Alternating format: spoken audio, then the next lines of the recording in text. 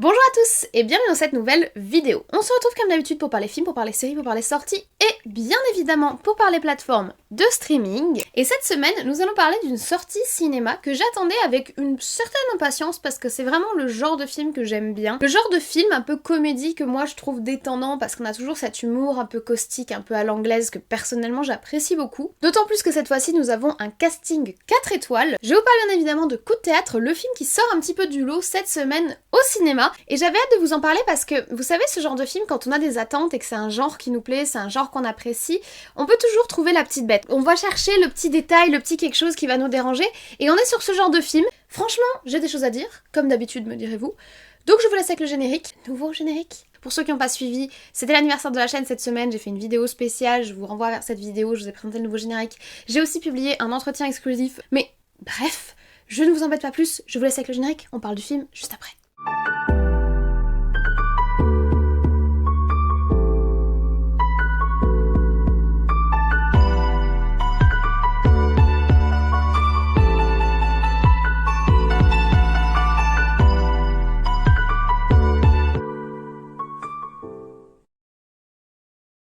Alors, Coup de théâtre de son titre original See How They Run, donc regarde-les courir. Pour une fois, je trouve que le titre français est encore mieux que le titre anglais. Tout ce côté humoristique et le fait que ce soit une pièce de théâtre, le fait qu'il y ait un meurtre dans la pièce de théâtre, on va en parler, on va revenir sur le synopsis ensemble, mais il y a vraiment ce côté coup de théâtre, donc truc surprenant, on est pris par surprise, et en plus ça se passe dans le cadre théâtral à la base, donc je trouve que le titre français est très très bien trouvé et correspond très très bien à l'intrigue. Franchement, pour une fois qu'ils traduisent un film et qu'ils font ça bien, c'est-à-dire qu'ils arrivent à retranscrire l'âme du titre original et même à aller plus loin, chapeau bas pour cette fois. C'est un film de 1h38 qui est sorti le 14 septembre 2022 au cinéma, donc ce mercredi, et qui est un film de type thriller, film à énigme. J'aime pas trop le terme film à énigme parce que ça veut pas dire grand chose, c'est l'espèce de traduction française de thriller. Honnêtement, personnellement, je préfère thriller puisqu'il y a tout l'aspect enquête, etc.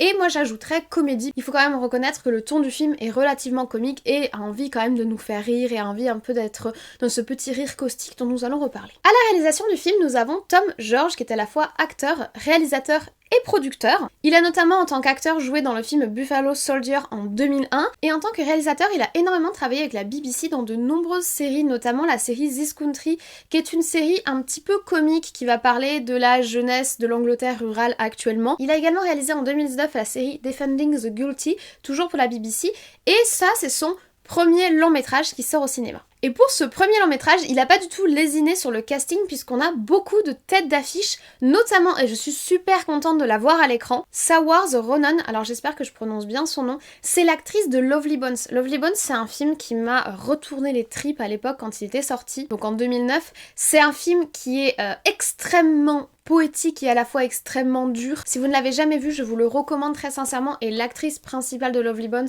c'est donc Saoirse Ronan, et elle joue excellemment bien dans le film. Elle a quelque chose de magnétique alors qu'elle est très très jeune à ce moment-là dans ce film-là, et j'ai adoré. On l'a également vue en 2017 dans le film Lady Bird et également en 2019 dans le film Les filles du Docteur March où elle incarne une des filles du Docteur March, et j'avais également beaucoup aimé ce film. C'est une actrice que je trouve très intéressante, assez charmante, elle a quelque chose de très frais, de très charmant, elle a un sourire qui est magnifique et qui en plus joue très très bien. À ses côtés, nous avons Sam Rockwell. Sam Rockwell, récemment, on l'a vu dans le film Free Billboard, un film qui était très prenant et pareil, qui prenait pas mal au trip, qui se passait aux États-Unis avec une mère qui se bat pour faire reconnaître en gros les crimes dont a été victime sa fille. Et j'ai trouvé vraiment que ce film était très prenant, mais surtout en 99, il a joué dans le film La Ligne Verte, qui est un énorme classique que vous connaissez évidemment. Si ce n'est pas le cas, franchement, je vous le recommande à 180 000%. Dégainez les mouchoirs parce que cette histoire est horrible. On a également Harris Dickinson qui a énormément le vent en poupe en ce moment. On en a parlé récemment puisqu'il était dans le film Là où chantent les écrevisses sur lequel j'ai fait une vidéo. Il est également dans la Palme d'Or qui devrait sortir ce mois-ci, donc le film Sans filtre. Et en fin d'année dernière, il était dans le film Kingsman First Mission. Donc c'est un acteur qui est vraiment mis en avant en ce moment et qui fait plein de films. Il doit avoir un emploi du temps de ministre parce que tous ses films sortent en même temps.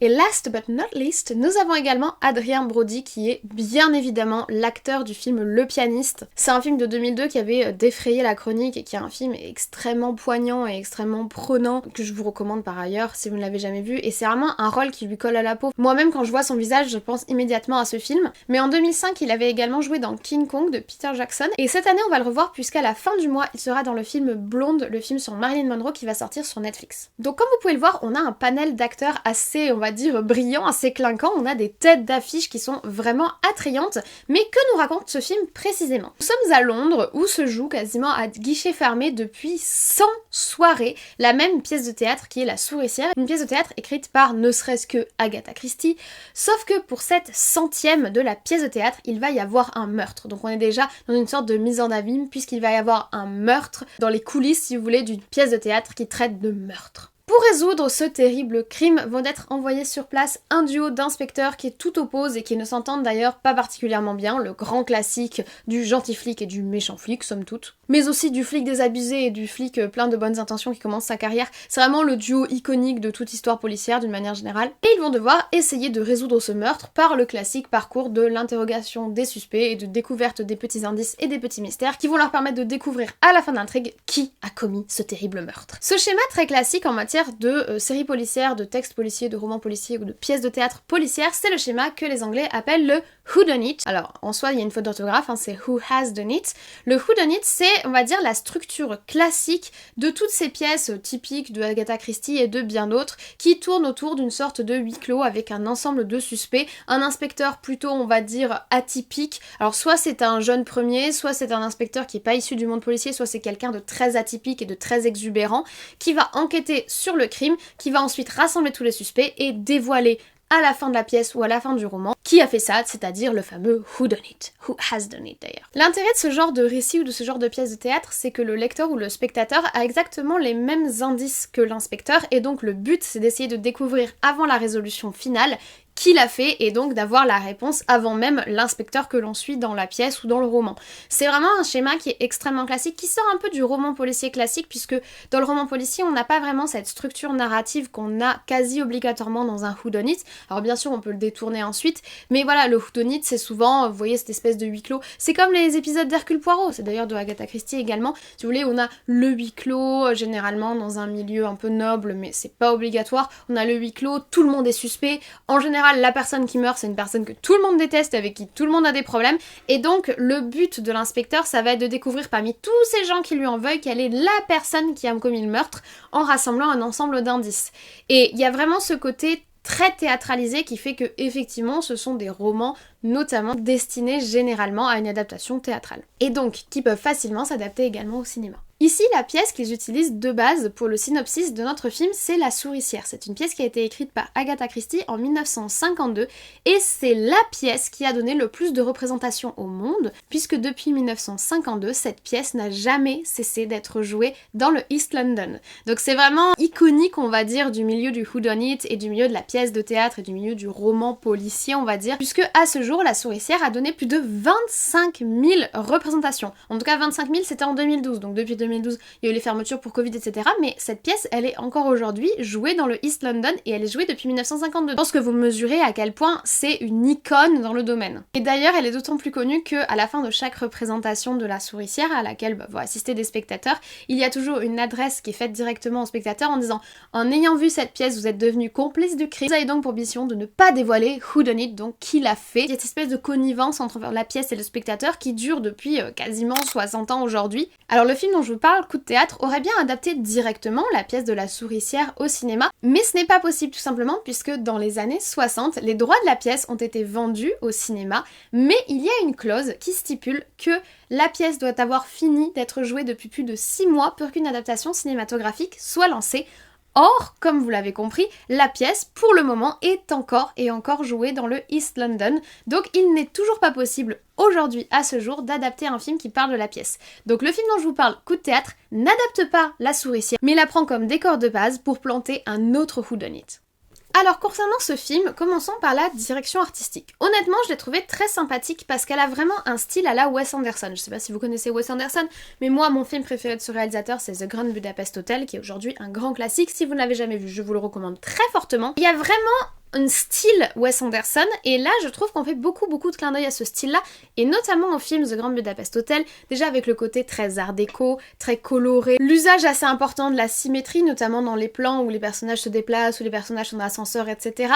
Les cuts, le split screen qui est utilisé et que Wes Anderson apprécie énormément dans ses films, le dynamisme de l'alternance entre les plans qui permet de donner du rythme à l'action et qui est très illustrative, c'est-à-dire si on dit nous allons faire du thé, nous allons voir un personnage en train de verser le thé, nous allons voir un personnage en train de boire le thé. C'est très illustratif le cinéma de Wes Anderson et on retrouve énormément ça dans ce film. Il y a aussi le grand classique de la voix off qui a toujours un accent so british et un peu désabusé qu'on retrouve très souvent dans les films de Wes Anderson et qui est là aussi présent. L'usage du flashback, très fréquent et là encore généralement accompagné de la voix off. Et pour finir, le côté un petit peu humour anglais un peu caustique, vous voyez. Il y a deux types d'humour anglais. Il y a l'humour anglais à la Mr Bean, qui personnellement me parle assez peu, je dois l'avouer, et l'humour anglais un petit peu caustique, un petit peu, vous savez, à pas piquer des hannetons, mais on t'envoie quand même des pic-pic. Voilà, cet humour anglais-là, je l'adore, et on retrouve ça dans ce film, et on retrouve également ça dans le cinéma de Wes Anderson, puisque c'est des thématiques qui lui sont assez récurrentes. Et d'une manière générale, je pense que ce film s'est très largement inspiré du travail de Wes Anderson,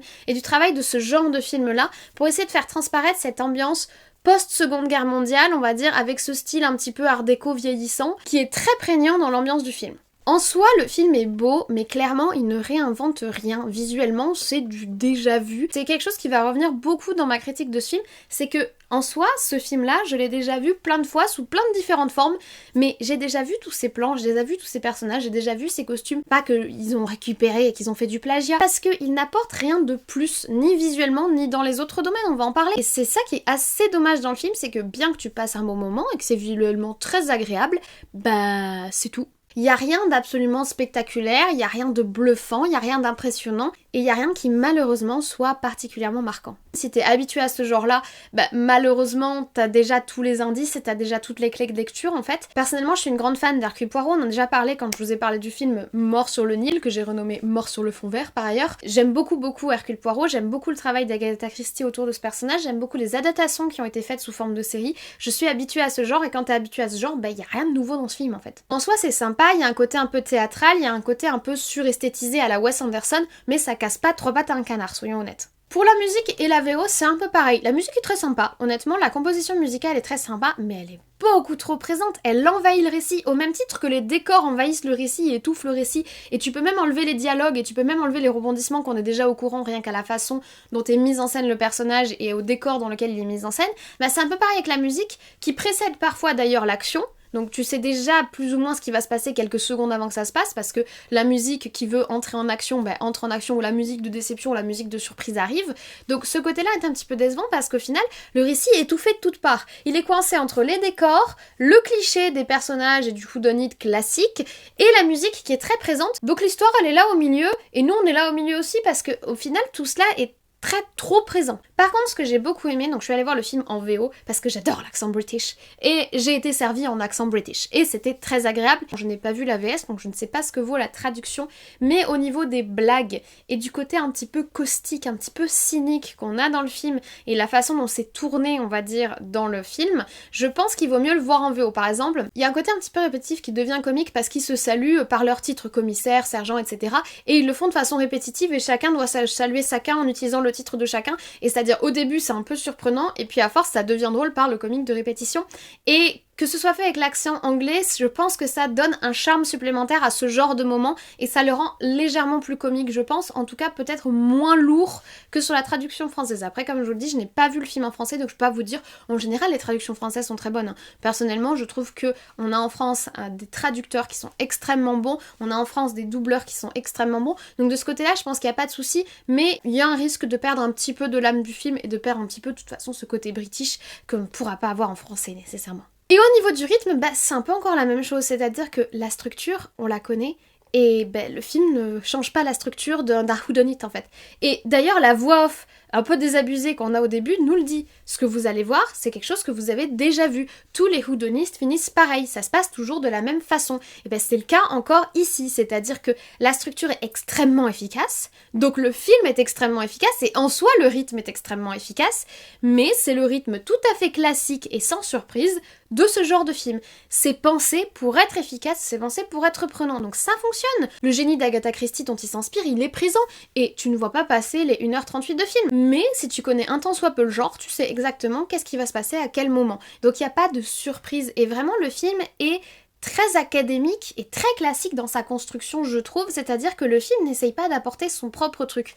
En soi, c'est drôle, c'est efficace, ça avance bien, mais c'est extrêmement classique. Maintenant, il faut quand même reconnaître que j'ai bien aimé la fin et à la fois je l'ai pas aimé. En fait, j'ai bien aimé la fin dans le sens où forcément ils ne pouvaient pas mettre la même histoire que la souricière pièce originale, comme je vous l'ai expliqué à la clause par rapport à l'exploitation cinématographique, etc. Donc ils ont dû créer de toute pièce une autre fin. Je trouve qu'ils s'en sortent bien par rapport à la fin qu'ils nous écrivent ici, mais j'ai été déçue parce que là encore, oui, le film a une espèce d'autodérision du on sait que ça va être prévisible, donc on fait prévisible, et vu que la fin peut pas être prévisible parce que c'est pas la même fin qu'Agatha Christie, on va mettre un truc dans l'histoire du film qui fait que la fin sera quand même prévisible. Je sais pas si vous me suivez. Vous me suivez si vous avez vu le film, si vous avez pas vu le film, vous comprendrez après. C'était peut-être le moment là sur la fin de justement mettre un léger twist non prévisible, d'essayer de sortir du sentier que vous avez suivi pendant toute l'heure de film.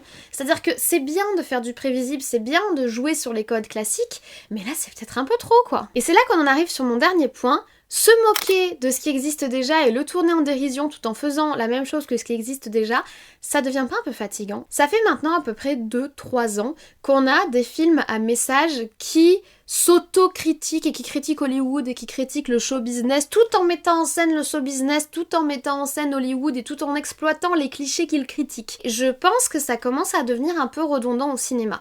C'est drôle, ça nous tire quand même le sourire. Quand on voit le show business qui se moque du show business, oui, c'est fun, forcément, parce que l'autodérision, c'est quelque chose qui fonctionne et c'est quelque chose qui est drôle et qui a une portée comique. Mais je trouve qu'on a de plus en plus on a trop de films qui pratiquent cette autodérision du milieu cinématographique et cette autodérision du milieu des acteurs et cette autodérision du show business. Ça devient répétitif. Ce côté sur-méta qu'on a eu dans Matrix 4, qu'on a dans Don't Look Up, etc., où on utilise et on surexploite le cynisme, moi j'aime ça, mais je commence à trouver qu'il y en a un peu trop et qu'on commence à voir ça un peu trop souvent en cinéma. On l'a vu dans le film Coupé également. On prend des figures rhétoriques et des figures répétitives du milieu cinématographique, du milieu artistique, du milieu théâtral, on s'en moque, mais tout en les reproduisant dans notre film. Je sais pas comment dire ça. Cette espèce d'humour pseudo-conscient où on fait la même chose que d'habitude, mais en disant on sait qu'on fait la même chose que d'habitude, mais ils font quand même la même chose que d'habitude. Du coup, créativement,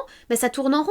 C'était drôle au début. Ah ouais, quand même, il y a des films qui sont capables de se moquer de l'industrie du cinéma, qui sont capables de se rendre compte que ce qu'ils font, c'est pas original. Au début, c'était frais. Maintenant, c'est répétitif. Il serait temps de tourner la page de ça parce que ça commence à souligner un certain manque de créativité quand même. Donc si je fais le bilan, franchement, j'ai beaucoup apprécié mon visionnage parce que c'est un style que j'aime, que je connais par cœur, donc je n'ai ressenti aucune surprise, mais par contre, j'ai souri au moment où il fallait sourire, j'ai bien reçu l'humour cynique, les décors sont jolis, les personnages sont chacun dans leur case, chacun dans leur cliché, donc je suis dans une zone de confort à 100% là, c'est plus du confort à ce niveau-là, c'est vraiment, je suis en territoire connu et déjà conquis. Donc forcément que j'allais trouver le film sympa puisque c'est un genre que j'aime et qu'on ne sort pas d'un iota de ce qu'on connaît.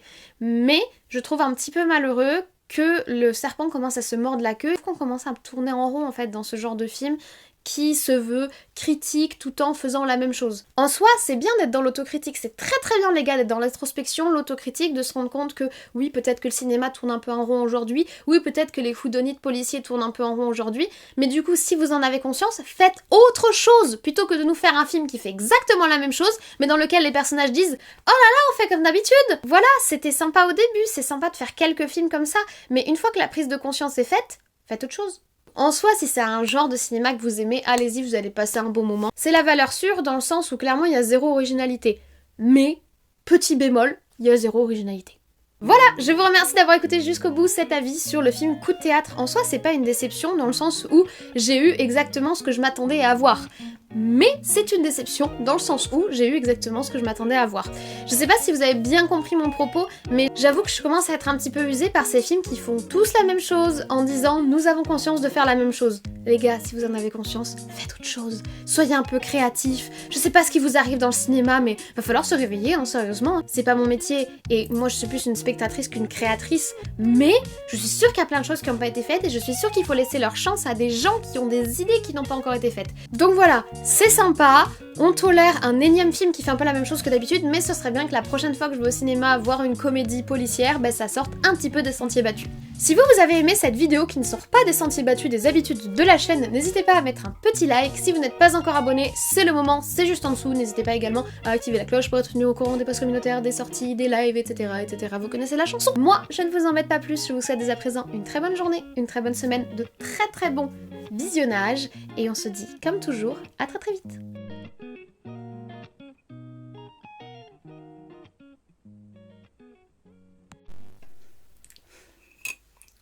Coucou petit chat. Non, pas le pied. Toutou, va. Va à ta place. Allez. Ça, c'est le poulpe. C'est le poulpe? Oh, c'est le poulpe.